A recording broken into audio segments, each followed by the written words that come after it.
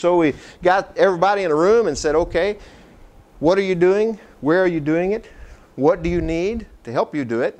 Or what resources do you have to offer to others?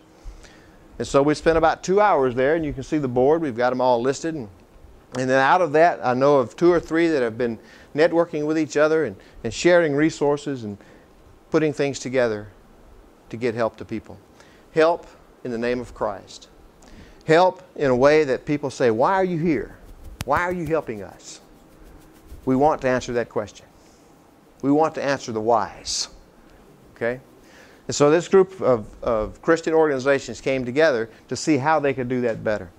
Many are living in schools. You can see this is a classroom in a local school, and the animals are there as well. But this is the only place they have to go. In fact, I just learned yesterday or last night that many from the schools are being asked to leave in just the next few days. They're being relocated from the schools because school has to start again. So now they've got to find some other place to live. So they're displaced twice. The government is providing some places for some of them, but not for all. Okay? Many of our partners as well, after that initial food distribution of getting people nourishment, putting them in a place to where they can prepare their own food by providing kitchen sets as well. Utensils and plates, and you can see here small gas stoves to cook on. Because you see, like in the tent camp that you saw a moment ago, there's very little fuel around. Wood is not there. Okay? And many times in Pakistan for fuel they use the buffalo dung that they dry, and they'll put it on the wall in a patty like that. They'll pat it on the wall. And you'll see the handprint in the buffalo dung. Maybe you've seen that somewhere.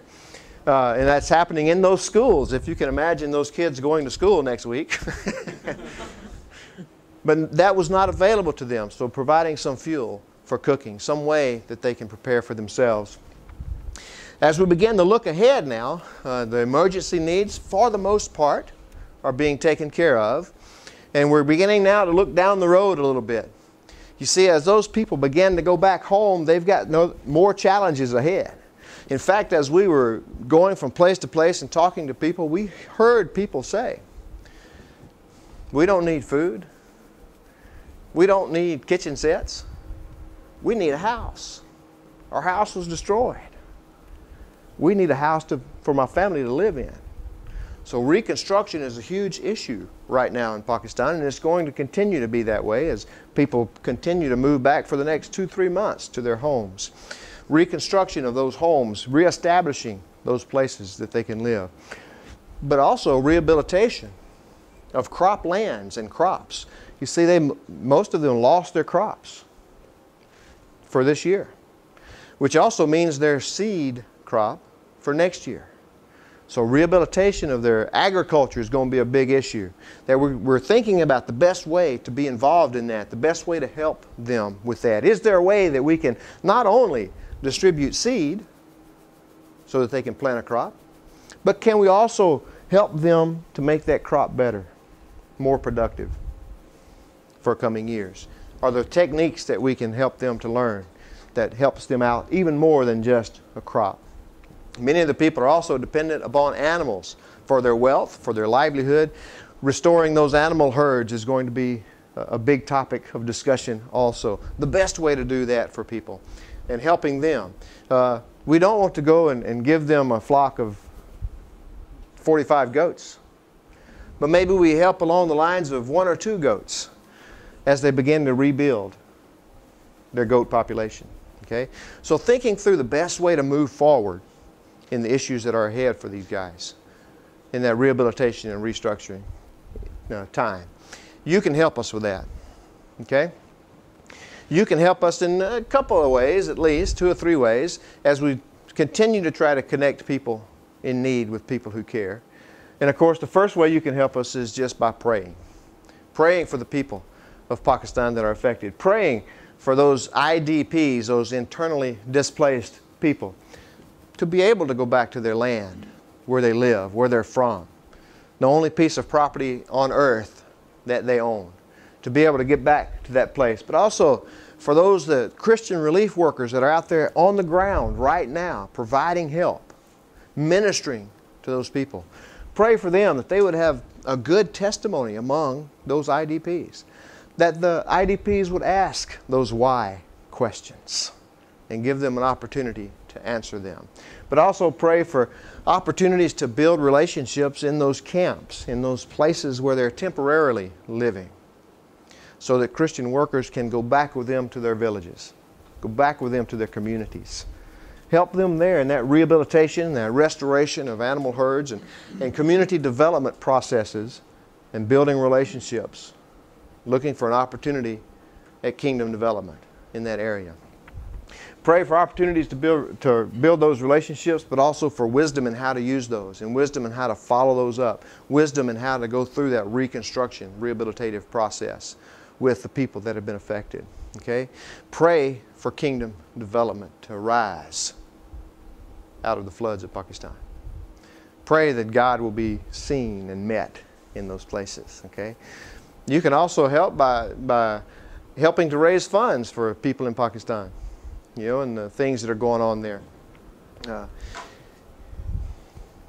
I was with one man up in the north, and he's a Pashto man. I don't know if you know any Pashto people.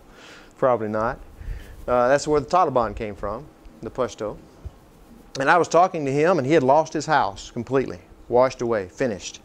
And he was staying with someone there in town, a rich man that allowed him to stay inside of his wall, he and his family. And we asked him, why did you not go to the IDP camp that's nearby? The government has provided tents and providing other things there. Why did you not go there?